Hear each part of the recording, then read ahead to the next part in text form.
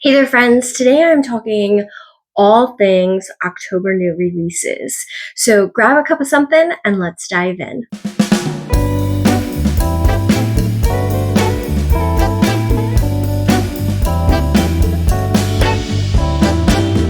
Hey there, friends. Welcome back. If you are new here, my name is Melissa. I am the dyer behind Rising Tide Fiber Company. I'm an avid reader, and today I want to share the 7 books that I've been really looking forward to being released this next month in October. So the first book I want to chat about is from one of my favorite authors, Geneva Rose. Now, you may know her. She is, I think, best known for her thrillers. But she also writes romances. And so one of the books that I think she has joked about is that her dad wanted her to write like a romance zombie book. And so Dating After the End of the World is that book. And so in this book, we're following Casey, and Casey grows up with the type of father who is a doomsday prepper. And by the time she gets to be 18, she's tired of living that lifestyle. She finds it really unconventional, and she decides to leave home with the thought of never returning ever again. About 10 or more years go by, and there's this viral outbreak that it's infecting people and they're turning into zombie-like creatures. So she is forced to return back home to the one place she knows predicted this kind of outcome. So she returns back to her father, and she discovers that when she gets back to her dad's home, he is hunkered down with a group of people, and one of them is like her high school arch nemesis, Blake. And apparently he kind of bullied her in high school and just kind of made her teenage years kind of a living hell. And so we're gonna go through this story of her struggling to live in this new compound. Obviously, if there's zombie-like creatures, because there's a viral, like almost like pandemic, with zombie creatures, they're facing outside threats. She's gotta figure out how to live next to, this guy that she doesn't particularly like, and the world's coming to an end. So I am super excited about this one. This one is classified as romance, horror, and fiction, maybe a little bit of a thriller. Knowing Geneva Rose's writing style, I really think this one is going to be really funny. So this one comes out on October 1st, and I'm super excited to get my hands on it. The other book that I'm excited to dive into is The Daughter of Shiloh, and this is part of a series of 6 historical novels, and it is authored by Terry J. Haynes. And so if you are part of the fiber arts community, you might recognize Miss Haynes as one of the dyers behind At Haynes House Yarns. I was actually granted an advance copy of this book by the publisher, and so I'm really looking forward to getting into it. I think it's next in my lineup in the next week or so. And so if you're unfamiliar, this book, it is book 3 of, like I said, the 6-book historical romance series. The series is called Endearing Hope. This one, I do believe they are all standalone novels. They're written by different authors, so there's not really any overlap between them. This is considered historical fiction. It's also considered Christian fiction. From what I gather, it doesn't delve deeply into Christianity, but it is an underlying theme in the book. So just know that going into it, if religion is a touchy subject for you. But let's get into what it's about.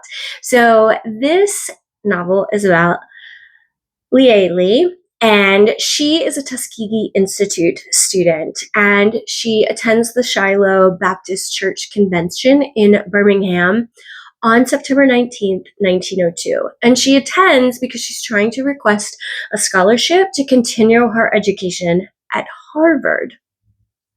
But if you're familiar with history, that gathering ended in tragedy. And in this story, Lieli is injured and she needs to convalesce at the home of one of her other Tuskegee Institute classmates' homes. And so now her future plans and concerns are kind of up in the air.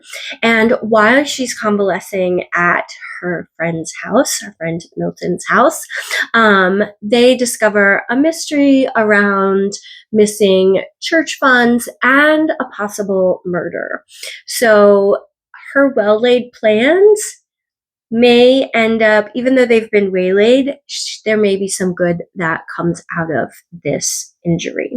And it sounds like there might be a little bit of potential love in there. So I'm really excited to read this book. It's getting really great reviews online thus far. So I hope you'll pick up a copy too. The following week on October 7th, I have a couple more books for you. The first of which is Mate by Ali Hazelwood. And this is the sequel to the first book, Bride by Ali Hazelwood. There are a lot of people I have found that who may not be romance fans, particularly fans of romance that are really spicy, like Ali Hazelwood writes. However, they are fans of this first book, Bride. So the sequel comes out on October 7th. So I'm not going to get in too much detail. Just know that the first book revolved around a rather dangerous alliance between a vampire bride and an alpha werewolf. Like there's a love story that comes out of that, and they have a daughter.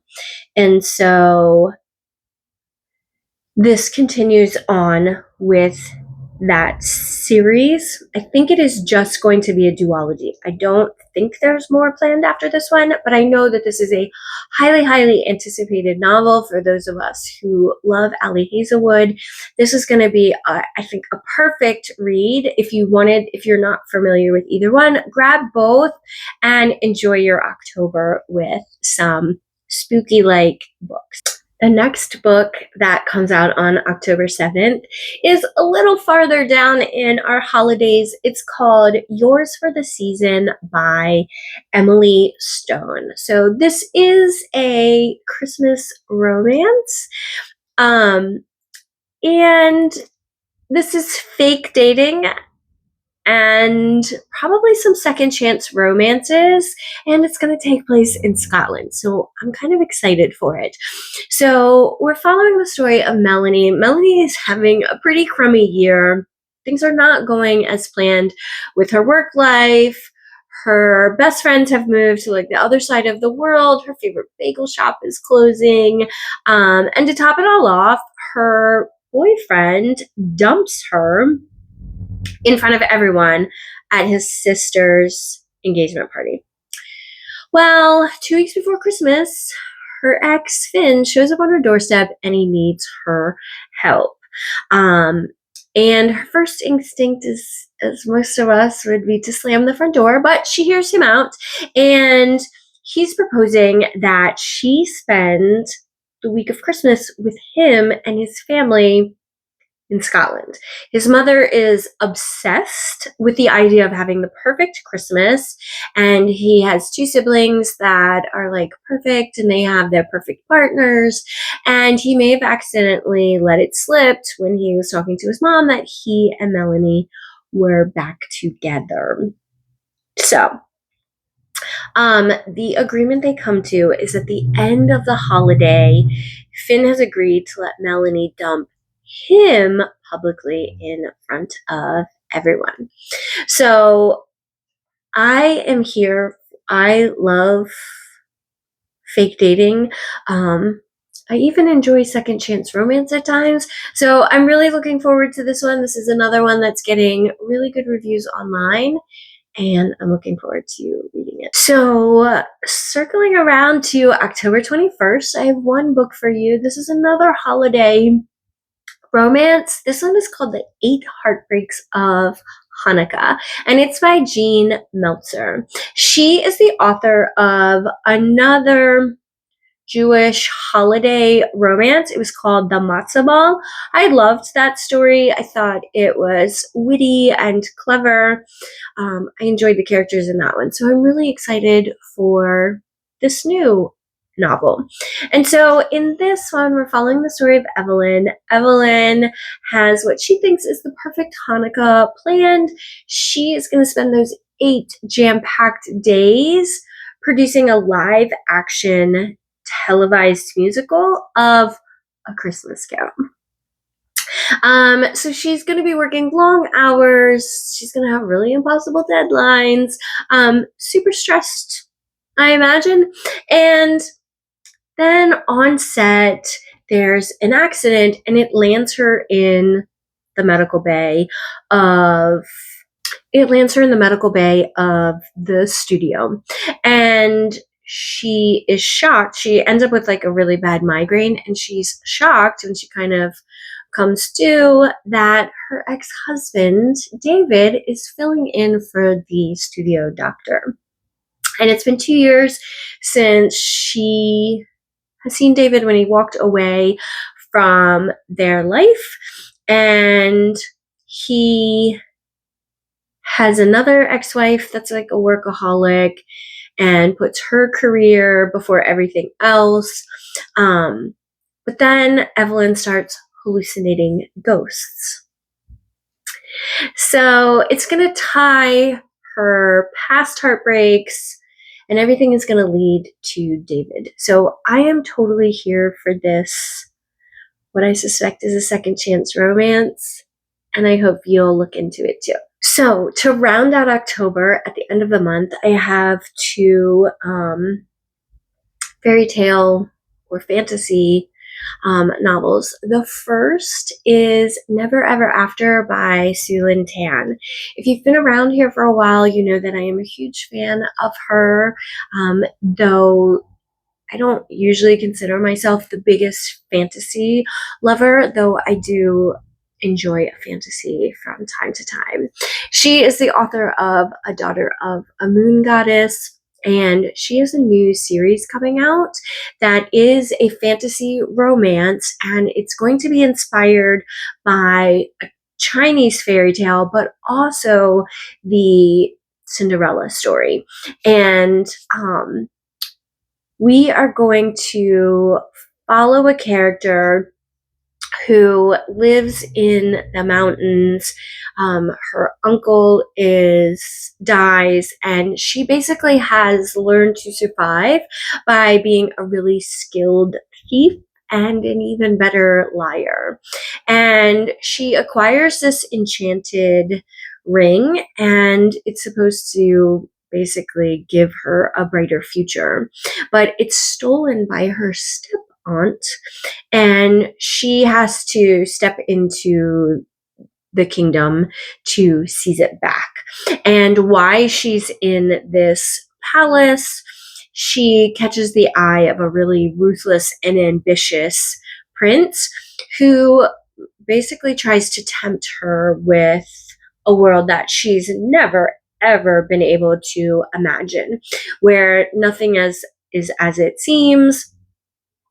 And she ends up getting tangled in this like trifecta of, power, treachery, greed, and she has to unravel a mystery in order to break free from all of this. So I'm, again, a really big fan of this author, and so I can't wait to see how this one transpires as it introduces us to a new series. The last book coming out on October 28th is The Everlasting by Alex E. Harrow. This is another author that has really kind of turned into an auto purchase for me. She is very gifted in her craft. She does a really amazing job of almost writing more modern day fairy tales, rewriting fairy tales inspired by ones that we know from years past. In this one, we're following Owen, and he is a not so heroic historian, and he's been hurled into the past. And we're also following Una Everlasting. She's this really fierce, heroic lady knight, and her legacy has been somewhat distorted, and this novel kind of explores their journey of love and sacrificing and rewriting fate. Um, People are saying that this book is really poetic. It's laced with sorrow, but tenderness, and of course, a little bit of unexpected humor, as we've kind of grown to expect from this author. So I'm really anticipating this one as well. So I'd love to know down in the comments, do any of these 7 books intrigue you? Which one do you think you're going to run out and pick up once, or order as soon as it's released? And if you don't have a choice, then go ahead and leave me a book emoji so I know that you made it through the whole thing. So until next time, friends, happy reading.